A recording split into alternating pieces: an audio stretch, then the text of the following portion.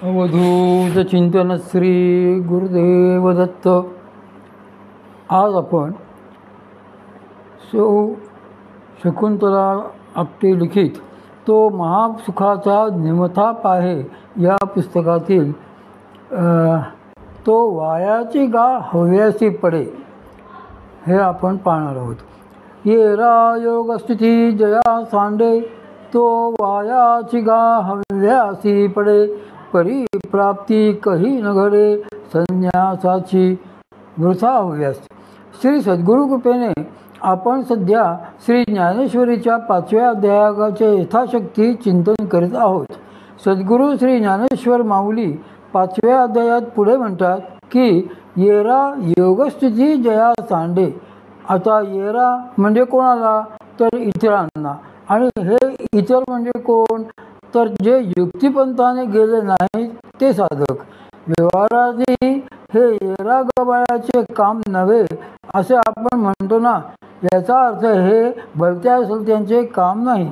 मग येथे येरा म्हणताना सद्गुरू श्री माऊलींना काय सांगायचे आहे तर जे साधक युक्तिपंथाने गेले नाहीत ते इतर व्यर्थ ठरणाऱ्या साधन खटाटोपांमध्ये गुंतल्यामुळे त्यांना संन्यास समजलाच नाही किंवा त्यांना संन्यासाची प्राप्ती घडलीच नाही, त्यांना योगस्थिती लाभलीच नाही असे ते म्हणतात. असे का?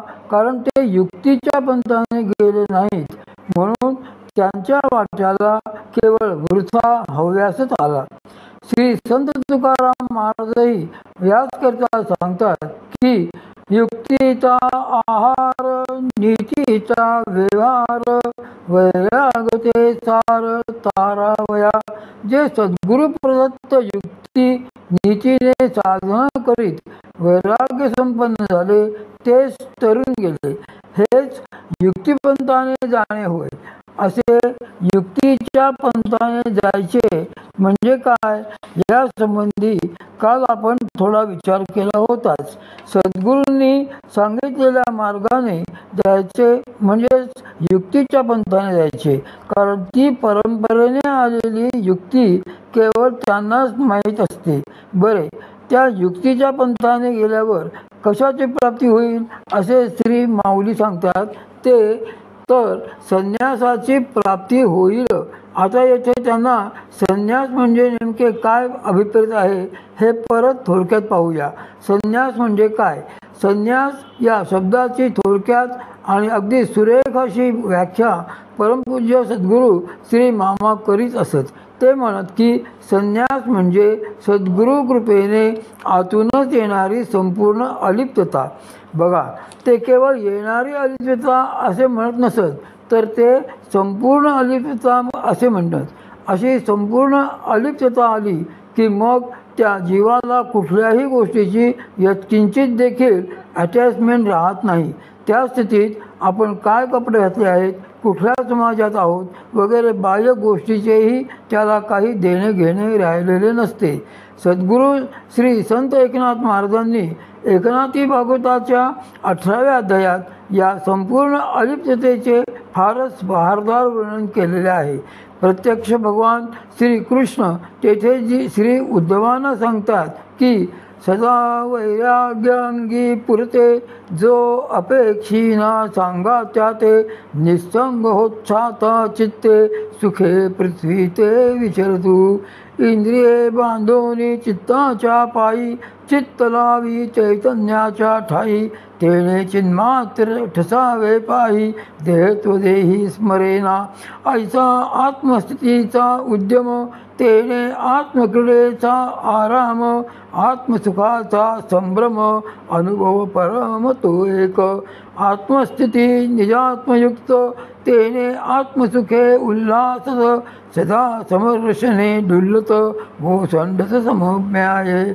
एशिया समसुखाची संपत्ती भोगावया सुनिश्चिती सदा एकाकी वसे एकांती तेची श्रीपती सांगत. त्याच्या अंगांमध्ये सदा सर्वदा परिपूर्ण वैराग्य मांडलेले असते. तो कोणा सोबत्याची इच्छा करीत नाही. मनाने निस्संग होऊन पृथ्वीवर आनंदाने फिरत असतो. इंद्रियांना चित्ताच्या पायाला बांधून चित्त हे चैतन्याच्या ठिकाणी लावतो. त्यामुळे त्याला सर्वत्र चिन्मय स्वरूपच दिसू लागते. देहाचा देहपणाच त्याला आठवत नाही. त्याचा आत्मस्थितीचा उद्यम असाच असतो. त्या योगे आत्मक्रीडेतच त्याला आराम वाटतो. आता त्याचा आत्मसुखाचा उत्सव व तो श्रेष्ठ अनुभव कसा असतो तो ऐक. तो आत्मस्थितीने निजान्मत्मुख झाल्यामुळे आत्मानंदातच निमग्न असतो व सर्वत्र ऐक्य भावनेने सदा सर्वदा डुलत राहून समरसत्वाने तो ओसंडत असतो. अशा समत्व सुखाचे ऐश्वर्य निश्चिंतपणाने भोगावयाला मिळावे म्हणून तो नेहमी एकांतातच अलिप्ततेने राहत असतो. आणि तेच भगवान श्रीकृष्ण याचे सांगत आहेत. ज्यावेळी असा प्रश्न पडतो की एखाद्याला असा संन्यास असा समसुखाचा सोहळा साधलेला आहे की नाही, त्यावेळी नेमके काय तपासून बघायचे असते तर त्या व्यक्तीचे मन कशा स्थितीत आहे हेच बघायचे असते. कारण सद्गुरू श्री माऊली देखील पुढे गुरुवाक्याने मन धुण्याची अटच संन्यासासाठी सांगणार आहेत. म्हणून अशा साधकाच्या मनात संकल्प विकल्प किती येतात हे आधी तपासून बघायचे असते. हे संकल्प विकल्प येण्याचे प्रकरण जर थांबलेले असेल तर त्या साधकाला संन्यास साधलेला नाही हे नक्की समजावे. वासना संग्रह नसावा. जसे मी मागे एकदा सांगितले होते की संन्यासाने कसलाही संग्रह करू नये असा शास्त्रोक्त नियम आहे. स्थूल वस्तूप्रमाणेच त्याने पुण्याचा व्याज धरून त्याचाही संचय करू नये. त्याचप्रमाणे त्याने आपल्या अंतःकरणात वासनांचा संग्रहही करता कामा नये. मग त्या वासना स्वतःच्या देहाबद्दल असोत किंवा आणखी कशाबद्दल असोत, त्याने कसल्याही वासनांचा साठा करता कामा नये. याकरता स्वतःच्या देहाला जरी काही दुःख होत असले तरी त्या दुःखाचा देखील काही तिरस्कार अथवा उपचार मनात राहता कामा नये. एवढे आपले मन धुतले गेले पाहिजे.